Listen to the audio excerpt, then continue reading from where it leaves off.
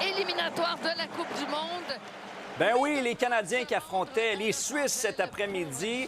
Il y a une demi-heure, ça s'est terminé. Malheureusement, la Suisse qui l'a emporté 2-1, mais le Canada se qualifie quand même pour le tour éliminatoire à sa 3e participation mondiale. Et ça, Lily, là, c'est une première dans l'histoire canadienne. Jamais on s'est rendu aussi loin.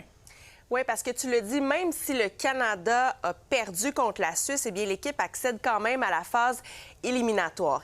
Il termine 2e dans son groupe, derrière la Suisse. Et les 2 meilleures équipes de chaque groupe se rendent à la prochaine étape. C'est pourquoi le Canada peut continuer dans le parcours.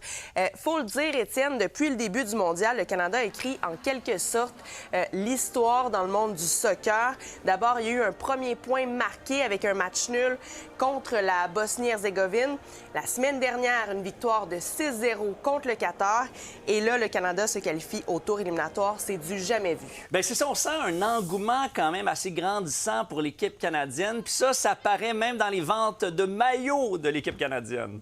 Oui, je me suis rendue un peu plus tôt au magasin Evangelista dans la petite Italie et on me disait qu'avant, il n'y avait pratiquement pas de maillots du Canada qui étaient vendus. C'était plutôt des maillots de la France, de l'Argentine, de l'Espagne, par exemple. Mais depuis la victoire, comme j'en parlais, contre le Qatar la semaine dernière, eh bien, le gérant a vendu des centaines de maillots, comme on voit sur l'écran en ce moment. Il s'est fait dévaliser, entre guillemets, et a dû commander d'autres maillots qui pourraient très bien partir dans les prochains jours.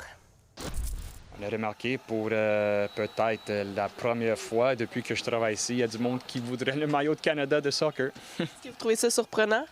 Oui, mais regarde, surprenant, oui, un petit peu, mais on a vu dans les dernières années une croissance de soccer. L'équipe joue mieux, on a des joueurs qui jouent un petit peu partout au monde. Surprenant un petit peu, mais en même temps, non. Le soccer gagne de l'intérêt ici. On ne se rendra peut-être pas au hockey, mais il y a eu un mouvement là, depuis quelques semaines.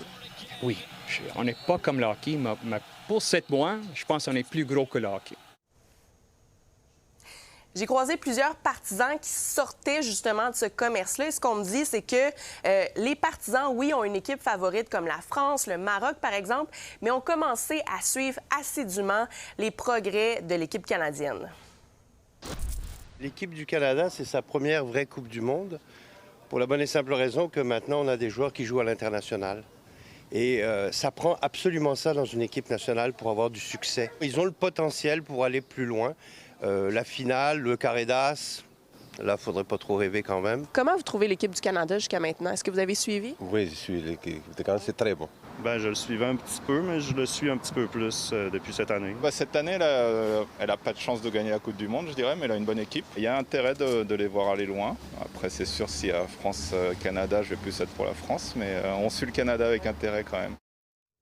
Prochain match, 28 juin à Los Angeles. Merci beaucoup, Lily.